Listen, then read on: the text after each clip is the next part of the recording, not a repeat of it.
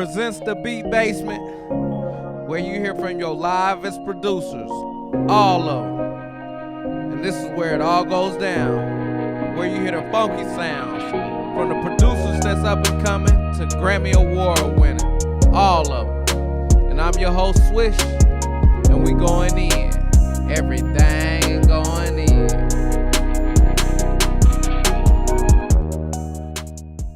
The lab. You know how we do it. Yes, sir. Check out the dope. Super dope lab. Super dope lab, bro. Super dope. Yes, sir. Yes, sir. Ralphie, what's up, man? Come on, man. Let's go in. Look at the lab, bro. He got the video. This is a vibe. This is a whole vibe. Helios Studios. Man. Chunky, what up? What's good, man? Hey, Welcome home. appreciate it. Ralphie, what you got going here, man? This is Got dope. everything. We got Yes, everything sir. you need. We can get rid of a body for you. If you need. Whatever you need. And we're out.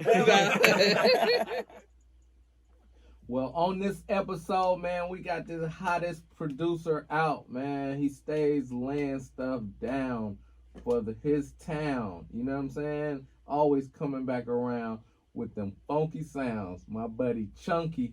Yo, what's good, man? Chunky Sounds, what it do?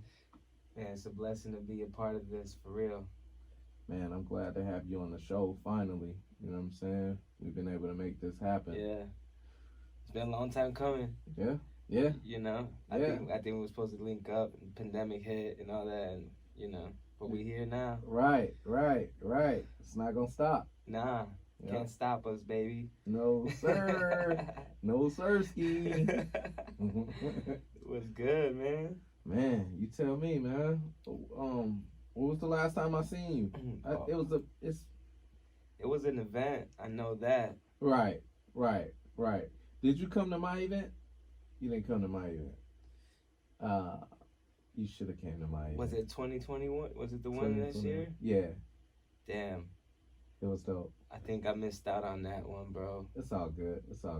Yeah. You know, I'm gonna make it up to you, man. All right. Please do, because Yeah. we're gonna have plenty more. But I you'd have know. loved it too. I see you got something coming up real Yeah. soon, right? You got Yeah. the beat battle. I may have to postpone it though, cause just short notice. You know what I'm saying? I didn't Okay. market it like how I wanted to. My motherfucking Facebook and Instagram got hacked, so Oh, I saw that, bro. yeah, that shut me That's down. been happening to a lot of people, Man, for real. Yeah, For real. yeah. It's messed up. Yeah. I don't know what's going on. It just started happening like recently. I don't know, man. But it happened to a homie of mine who DJs. It happened to another homie of mine who actually, you know, curates festivals and you know that contact list, like those followers and the people he's following, the people he's staying in contact with, that's important. Man, is it? Yeah. Boy, it's all your network is like, you know what I'm saying, out the window. It just gets wiped out. Right. Come on, Mark Zuckerberg. Do something, dog. For Or real. Elon, if you want to, yeah. you can buy. Right. You can buy. He just bought Twitter, didn't he? Oh, he's saying he's considering it. You know, I think he just bought it did though. he buy it officially? 44 billion. Dang, Yeah. Hey, Mark, I respect him for that. get your employees in order, man. You making all that fucking money off us. Hey, it should be some type of customer service hotline. Yo, for real, everybody get a free electric car. For real. Yeah, dog, that's wild. Yeah. I mean, he's doing it. I know he's doing it because he wants to continue to have freedom of speech on Twitter because, you know, they've been trying to regulate that. So With all the social media, they've been regulating. Yeah. So yeah, I'm glad he, you know what I'm saying, he's with that, you know. Yeah. Yeah, I'm with that. I'm with that, bro. They're trying to put a muzzle on too many people, and it's like people are gonna say and do what they want. You know what I'm saying? At the end of the day, Yeah, that's what separates our country in a sense. Cause yeah, we still got our issues here, but I feel like that's what separates us from the rest of the world is that we could, free speech. yeah, write whatever song we want to write about, the movies, like everything, entertainment. There's a freedom in entertainment It is. out here, so I respect that, man. Yeah, We me need too. that. Me too. Yep. Yep. Definitely needed in the music and everything else, man. You know. Yes, sir. Yeah. I But- want to be able to write about whatever I want, you know. Right. And I have my morals, you know, like I don't cross contaminate my music lyrically or anything just because I want a certain type of clout or nah, I don't even believe in that. You know, I stick to my beliefs in a sense, and everything I do, it's even from who I work with, you know, like I try to keep it as pure as possible in a sense, you know. Yeah. That's when people feel you more, I think. You know what I'm saying? Yeah. And I can feel your vibe, bro. Your vibe is deep. Your music, I feel it all in your music, your sound. Wow, man. It's like the perfect, you know what I'm saying? What do you say? Feng shui or, something like that. Yeah, I guess you could say that. Yeah, man. Yeah. Yeah. You got a dope ass sound, man. Excuse my pardon my French. Even though we talking about free speech. Hey, dog. Nah, but yeah. So Chunky Sounds, tell the listeners a little bit about yourself. Man, I'm born in Buffalo, New York. You know, I was raised half of my life in Buffalo and half of it here in the A. You know. How's that? Like, is it a transition? Is it? Oh yeah, man. I was depressed when I first came out here, and I didn't even know about mental health and all of that as much. I was too. I'm not gonna lie. I don't mean to jump in there. But you feel me? Yeah. Well, when they take you out of your environment or just what you're used to, your surroundings, and you get somewhere else, you just get sick. Like. Yeah. Like I went to a performing arts school in Buffalo, and I was there since the 6th grade and up. And when I got pulled out, I was in the 10th grade, and I went to a school in Gwinnett called Meadow Creek. Shout out to Ghetto Creek. But I went there, bro, and at the end of it took me a year and a half to just be like, man, this is depressing. Like, I don't even, my credits weren't even add up, so I had to, repeat a whole other grade. That's the thing about here. They'll screw you over. Yeah. You know what I'm saying? And it's like, if you're not a certain age, then they'll hold you back. Credits, we'll just shuffle them however we want and put you back or put you know what I'm saying? I don't even get that, bro. Yeah. I know so many people from here that graduated high school when they're 18, 20. 19, 20. And it's that's unheard of in New York, man. So I got depressed. I was like, oh man, you telling me that all my friends back home, they're about to graduate at 17 and I gotta repeat freaking junior year at 17? Nah, man. So I dropped out, and I was on the verge of getting my GED, and I just started playing with different bands, started gigging. Next thing you know, I'm on the road, I'm touring, doing all of that. Wait. So let's go back to Buffalo, growing up in Buffalo. Shout out to Buffalo, man. Yeah, baby, 716. I got a dope football team. Yeah. Yeah, I really think y'all do. Took us a minute. Yeah, but it's there. Yeah. How'd you start? Is that where you musically inclined? Yeah, my family, we grew up in the church. Since my grandparents, we always had a church, that we always attended and catered to. Do you think all producers, I mean, that should be like the foundation. I mean, the fundamentals that you learn, and the self-discipline that you learn in church, that helped me a lot, man. That helped me a lot, especially when it comes to producing. Because I believe less is more, you know. And in church, if you're doing too much, you're going to get called out. Right away. Real quick. Real quick. My uncle used to get mad because I used to hate, like, playing with the ride. When the hook would come, you would get on the ride cymbal. Wait, so he had you actually. I was playing drums at church, yeah. And he either be singing or playing guitar, and he used to look. Shout out to my uncle Angelo. I love him, and I'm so thankful he taught me these things, because he would look back at me and he would just do this gesture like hit the ride at the right time. Yeah, you better. You'd be like, and I'm like, all right.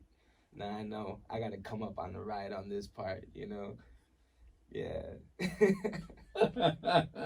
It's just certain things like that. My big brother Joey, they're all musicians. My cousin Frankie, my big brother Joey.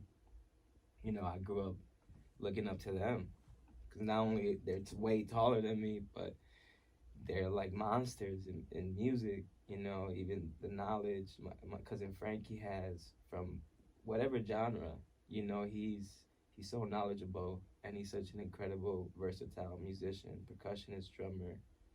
And you got my older brother who's the same, keyboardist, producer, master percussionist, and he's seen the whole world, done it all, man. So it's. Where do you fall in line musically? Musically, percussionist, also drummer. I started on percussion at the age of 4. I started on percussion, but I'm a drummer, man. Like, yeah, you put me on a set and I'm gonna feel right at home, with drums. That's my thing.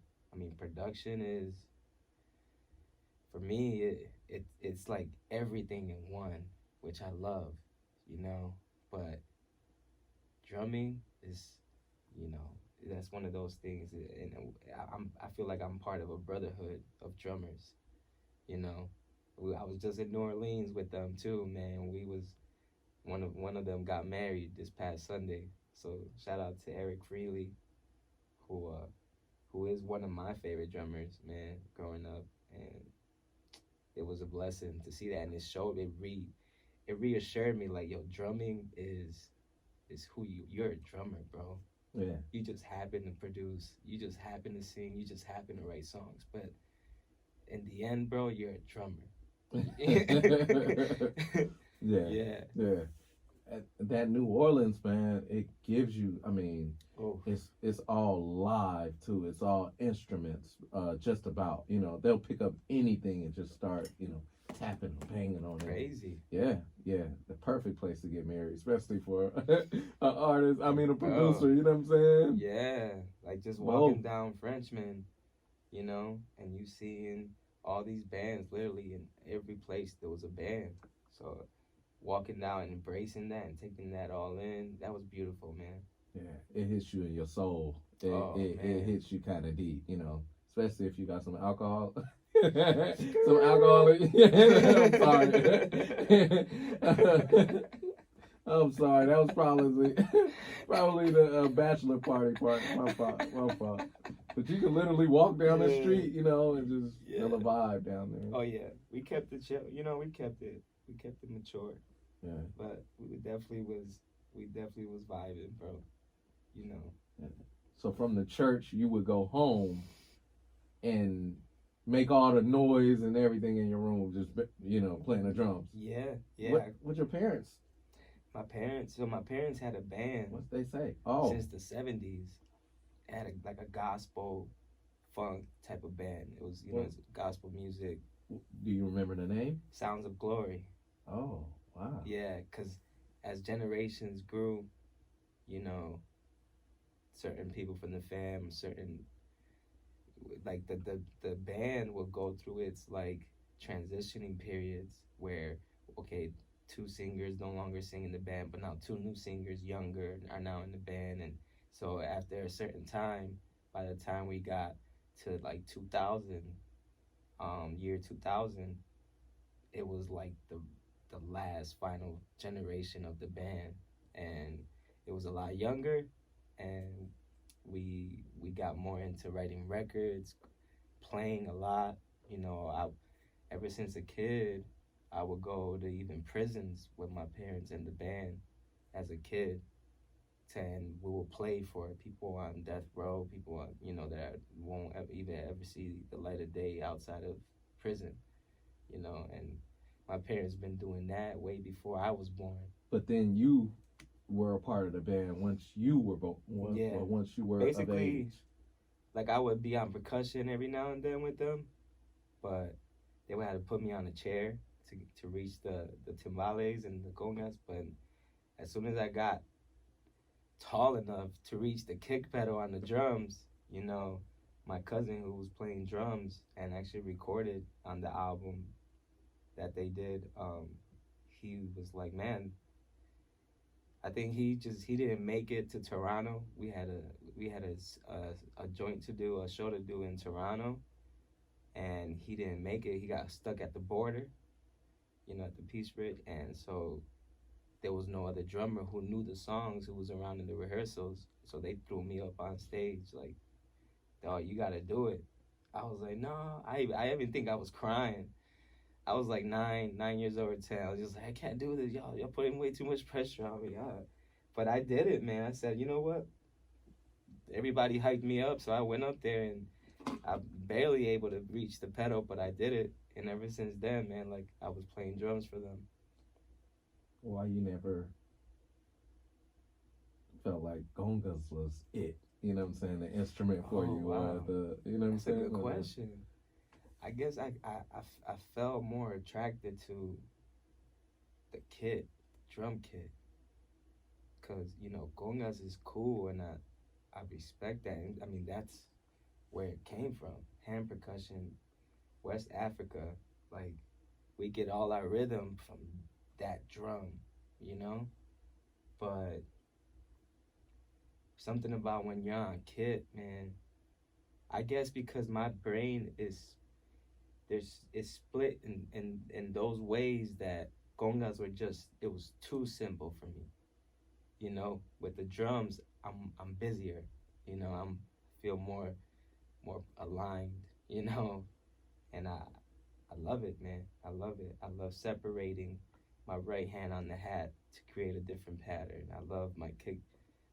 Trying different innovative ways of playing on the kick, and then it's just, and the whole thing with groove, man, like sometimes when I'm playing, like I reciprocate that feeling, and I get into the zone where I'm just like, I'm at awe, man. That's why I'm so grateful that I am a drummer. I took it for granted for a little bit, but man, lately I just been like, oh, man, I'm so grateful that I'm able to do this, for real. How'd you feel about going to play for prisoners or people that never see the light of day anymore? Man, I didn't understand it as too well when I was a kid. Up until I realized some of my homies was getting locked up, and I'm like, wow, what I did as a kid, it was almost like you fast forward and now it's like if it was me and they're playing for them, and I guess and I just got hit up a few weeks ago by Sakurai Music. He's a homie I grew up with in Buffalo, but we lost contact, and he hit me up. He's part of this nonprofit, man, where they send tracks to prisoners that ain't never gonna see a light of day, and for them to just write songs from different producers and just to be utilize their mind, in a productive way, because you got a lot of people with talent in prison. So, yeah. And I saw that as a kid going into prisons, and they'll be like, oh, you're gonna be the next so and so. They always say Tito Puente, like you're gonna be him. But it's just like you can tell there was even a lot of musicians locked up. Mm. So for them to see other musicians coming in and for them to actually touch another instrument again, that was icing on the cake, you know. That's what's up, man. You, your family, Sounds of Glory, y'all definitely, man, an inspiration. And I just want to say thank you for doing so. You know what I'm saying? Going to them prisons. Appreciate it. I just talked to my cousin De Niro. He's locked up in prison now. He just sent me a rap the other day. And he was like, "Hey man, can you just check it out, man? Tell me what you think about the rap, you know. Good catching up with you, you know what I'm saying?" So yeah, man. Wow. I mean, they definitely need something to kind of keep their minds. Yeah, it would be dope to motivated to somehow put recording studios in a lot of these prisons, man. You know, like seriously. It'll be a lot of hit records coming out there. You know what I'm saying? With real stories of, you know what I'm saying? Not saying that a lot of people out here don't, but that, see, what you just said hits hard.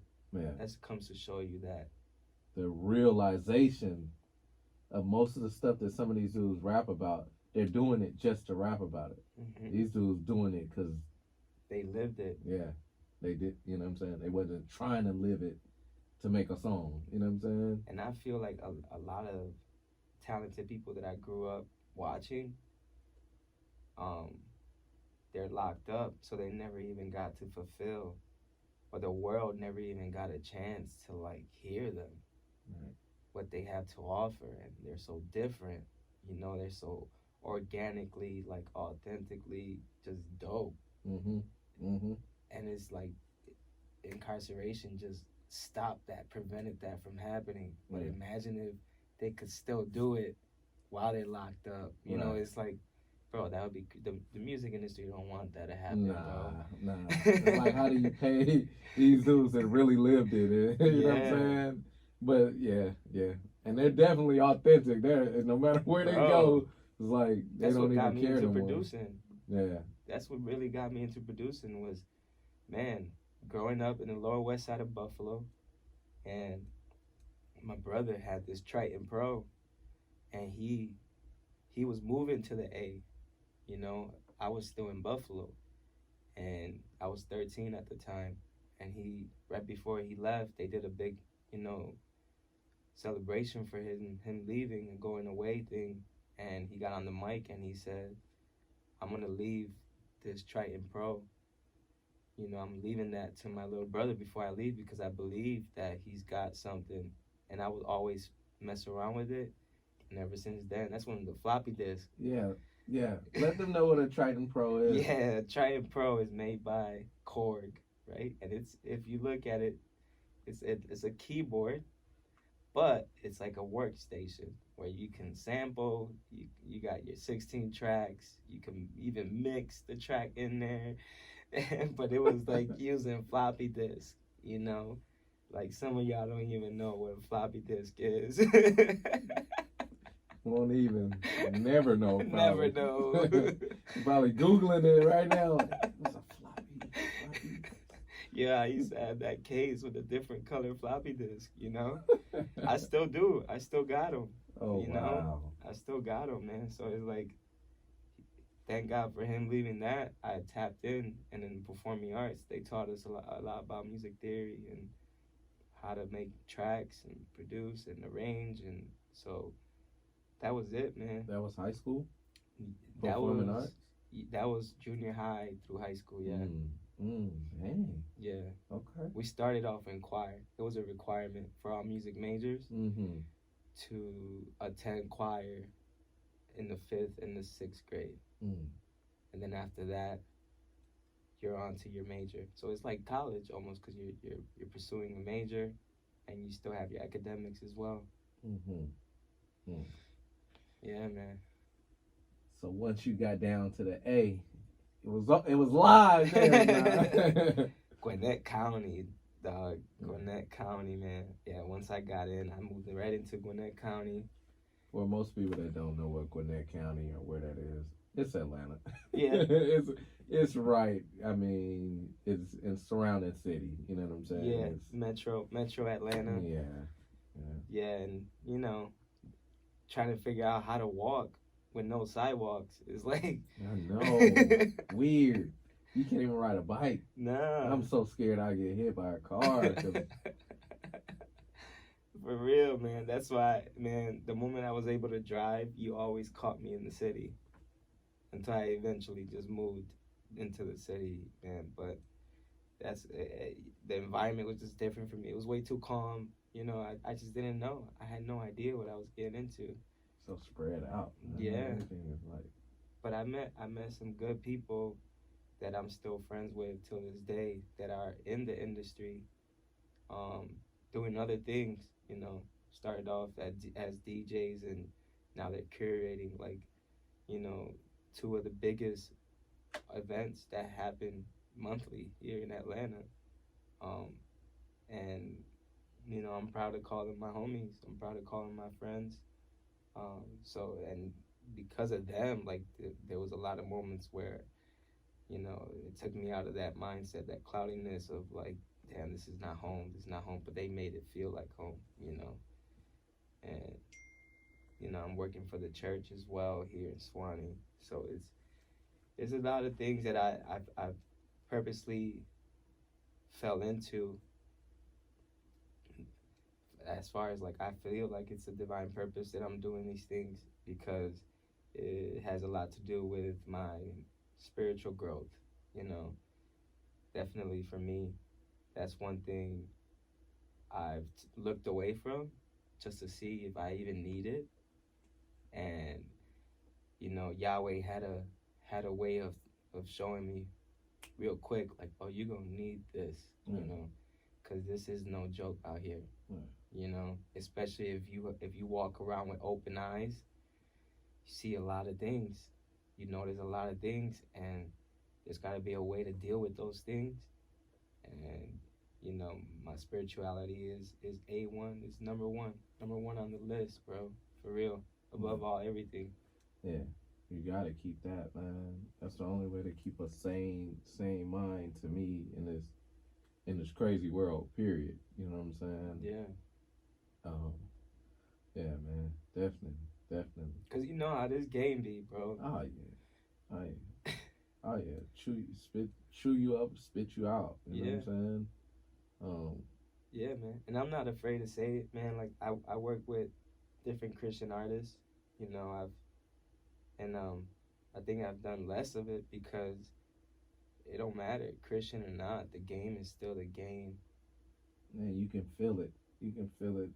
Whoever, you know what I'm saying? Whoever, it's weird, but I know what you mean. It's like, it don't matter. You can feel someone's, you know what I'm saying? Just all types of stuff, you know, whether you're in the church, around church people, outside of, you know what I'm saying?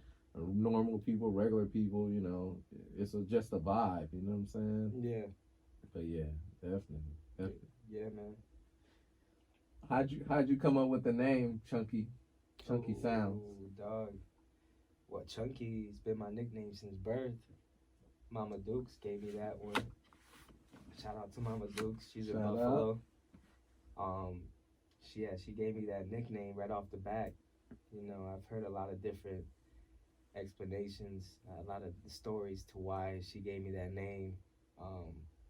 But one of them is that she used to babysit a kid nicknamed Chunky. And when I was born, like, I was unexpected, but she wanted a boy. She wanted another boy. And I guess she fell in love with that kid Chunky, like if it was her own, you know? And she was like, he's gonna be Chunky. My grandmother didn't agree with it, you know? Like, it was a lot of people that, no, I'm gonna call him by his real name, you know? But nah, she was just like, he's gonna be Chunky. That's him. And it stuck with me all throughout my lifetime. And then when I got here, and then a few years later, I was with a good friend of mine. Shout out to Jimmy. He he was like, man, you need like a production company. You need something, you know, a brand. And we had all these ideas, and he's just like, sounds. How about sounds? Like chunky sounds. And I was like, I'm not gonna lie. At first, I was just like, yeah, sure, you know. I guess I use it, you know, because I used to go by Chunky Beat all the time, you know, and right there and then, man, like it just put a stamp on everything, and I've been using it more than I was the first few, you know, years I had the name. You know, it was there, but it wasn't it wasn't being promoted as it should, you know. But now, man, I'm in love with it, bro, because it's something that creates meaning, and I'm not trying hard. It just flows. It just flows, yeah. Yeah, it does. It does. And that explains my sound, you know. Right, yep. You know, my sound. I don't just cater to one thing. Of course, urban music is like the root, you know, because that's what I grew up on, and that's what just comes out naturally. But, you know, if you were to tell me let's make a country album, then I'm down. Let's do it. And I know exactly who to call to make that work, you know? But yeah, I don't limit myself to one thing. Do you gotta get in that feel of country? You know what I'm saying? Do you gotta go, you know, ride a horse or put on some, you know, some cowboy boots to kind of be like, okay, I got the sound? Not quite, man, to be honest with you. Because I understand, being a drummer, we go back, being a drummer who can play country music, I get it. I understand. And I one of my favorite albums that was introduced to me by a good friend of mine, Ivan, he introduced me to Shania Twain's Up album. That to me, I mean, musically, melodically, like, I'm just like, damn, bro, like, this album is incredible. And I think if I were to produce one right now, I would take some elements from that album. She's incredible. Yeah. She has a good ear, too. Oh, man. Yeah. She's a queen. To me, she's the queen. Yeah. You know? Yeah, for a reason. And melodically, like, if you even listen to them, like, even if you're just like an R&B singer, you listen to that, and then you get into the studio, you get in the booth, and what's gonna come out is like, it does something. You know, you're gonna be inspired by it. Country music is something to be inspired by. It is. A lot of people say that too, man. Yeah. But I don't limit myself to.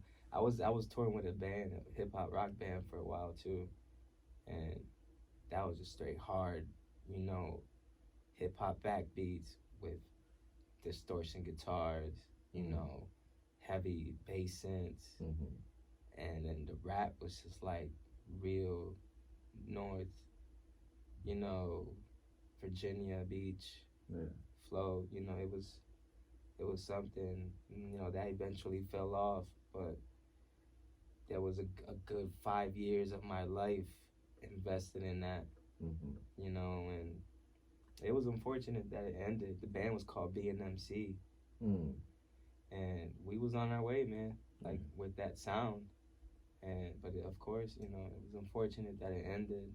You felt like it was a unique sound? Definitely. Yeah. And I knew that from the start, but what really set the tone was when we did a 2016 South by Southwest. They had this thing that they were doing at one of the venues, and it was showcasing a few of Atlanta's artists, and we happened to get on that stage. And after getting off, we got booked for like the rest of the week. Literally, there was even one night where we had 2 shows, finishing one, running to another one. Yeah. And it's just the sound, man. If you were to hear it, like, it's so universal. Yeah. So, and we never try to replicate it with other artists, like, just, you know, just because these rappers don't want to get along. Right. But we never did. We never tried to replace them or nothing. You know what? I think I kind of know what kind of sound you're talking about, and I wish it was more of it. Because Jay-Z did it, I think, with Linkin Park, and it was dope as hell. You know what I'm saying? Even 99 Problems. Yeah. Like 99 Right. Ruben joint. Yeah. That's what it was like. It was like you don't have that. Rage Against the Machine Yeah. and Beastie Boys. Yeah, mix. Yeah, bro. Sheesh. And it never failed. Yeah. Every time we got on stage, it never failed, bro. Like, even when we thought we had a bad show because of sound or this and that, man, it was like one of our best shows. Like South by, the sound was horrible, bro. We couldn't hear nothing, but we get off stage and we get booked 5 days in a row. Like, so it has something, man, but I feel like you got to protect what you have because the enemy is real, man, and one of his favorite ways of bringing down anything, a relationship, a band, something good, is ego, pride. That's like the main thing he uses to break people apart, man. And I know that for a fact, bro. That's something I had to grow a lot because I would go into a relationship with a girl and I would bring my ego in the picture and my pride and he'll get in your brain. You know what I'm saying? Yeah. He finds a way. If you like you said, it goes back to just keeping your spiritual self as strong as your outer. You know what I'm saying? Your outer shell, because man, like you said, the enemy, he attacks like, you know, he'll get in your head and mess with you. You know what I'm saying? Having you think of stuff that ain't even. It's not even there. Yeah, and it's like, bro, what? This ain't even me. Yeah. I'm turned into somebody else now. Yeah, so that's real talk, man. Protect yourself and be protect yourself. Be more jealous of your space. Yes. Do not let the enemy in, man. No. He'll come set up shop. He'll come in and take over your house. Yeah, man. That's why, man, I pray for all the producers that are on your show, man, that you could continue to interview. Thank you, bro. That God protects them, protects their gifts, protects their walk, because I feel everybody has something special, man, to give to this world, and may we all be used as a light in the midst of darkness, bro. Amen to that. Appreciate that, Chunky. Yes, sir. Same to you, bro. Thank you, man. Yeah, man. How much time do we got? You know, do you want to keep rolling? Or, man, we here till 4. All right, bet. But you also got to cook up. Is there some enough time for you to cook up too? Right here? Yeah.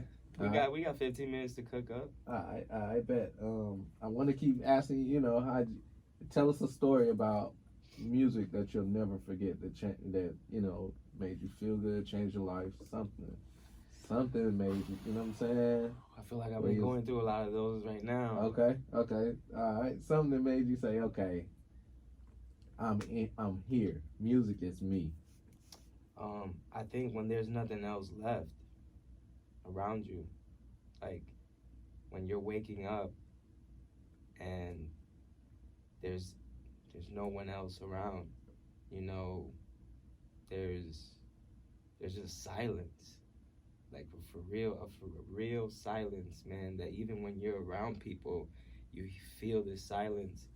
But the moment I get on Kit, or I open up my laptop and I create a new session, it's like, oh man, see, I feel like I matter to this world when I do this.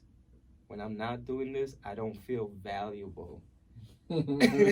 Like straight up, I don't, even if I had money filled with pockets, bro, because that would go, and then where does my value stand? So I feel like the fact that music makes me feel valuable, it makes me feel like I'm the real shit, excuse my French, but it makes me feel like I'm real. This is me. This is who I am, and I can create value for someone else. Yeah. That makes me feel valuable, bro. And music makes me feel valuable, dog. That's the feeling I got that feeling again, cause it had went. I was caught up in a relationship, a cycle. It was like a never-ending cycle, and I was losing that part of myself. I was losing the confidence that I had in my work, in my music, and because I was chasing something else, something that had nothing to do with it. And it wasn't her fault, because she actually supported me in some ways about music and everything. But I know what you mean. You know what I'm saying? I know exactly what you mean. So I had to get back to that state of mind, bro. And you know, it's been a good couple of months just getting right back to myself and exploring and knowing, like, man, this is me. I gotta do this and do it all the way. It's real, man. Yeah, man. Hey, Chunky Sounds, appreciate you, man, for being on the podcast, man. We got to do another episode, man, so we can get more about you, so these people can hear more from you, bro. Yeah, I would love to. We definitely need a part 2, man. Yes, sir. Yes, sir. You know what time it is. It's the cook-up. Time for the cook-up. Hey. Yeah.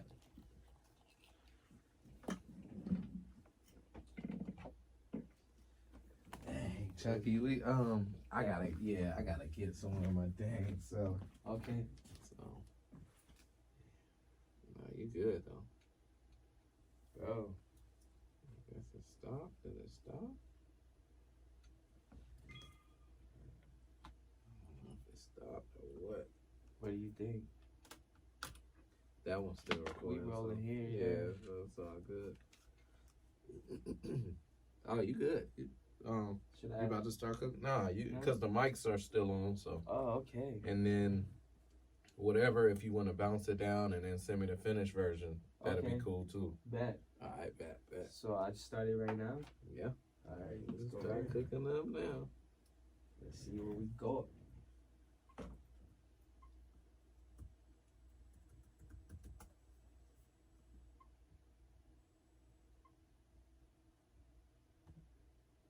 I gotta figure out why I keep shutting off.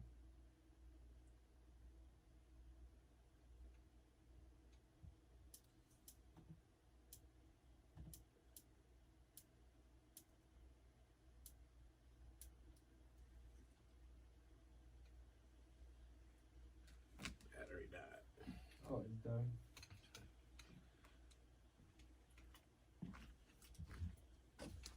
Yeah, man, we didn't even get into, how you got started. None of that. There's a lot. Yeah, hey. Yeah, that's why I say we got to do another interview, you know what I'm saying? Man, you let me know and we'll set it up, bro. For sure. Cause I'm down, man. Okay. I'm down. I felt like I said some things I wanted to get out, but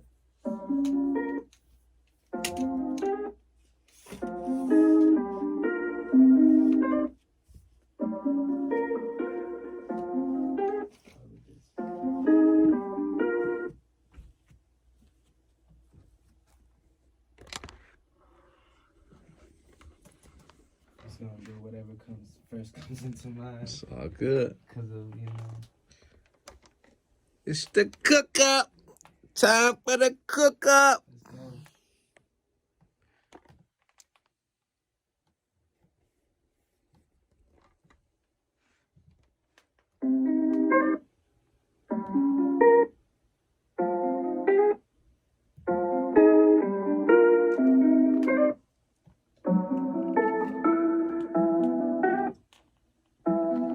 let's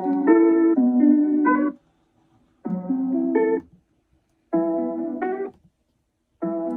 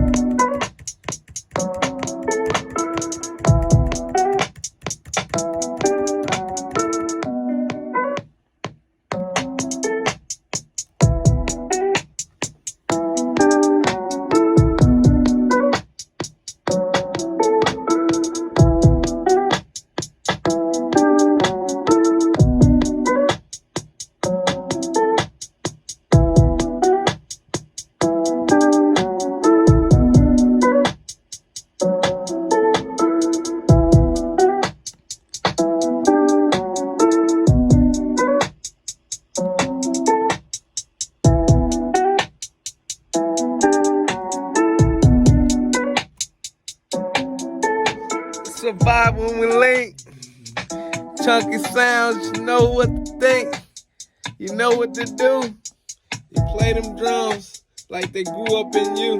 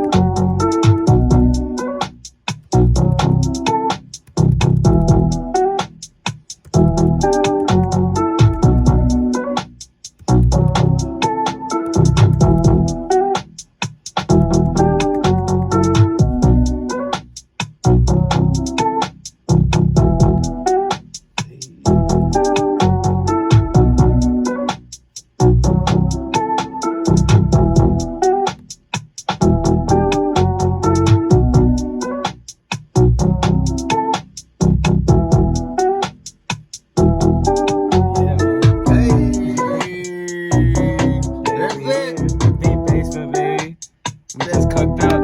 That's it. The cook up. Yes, sir.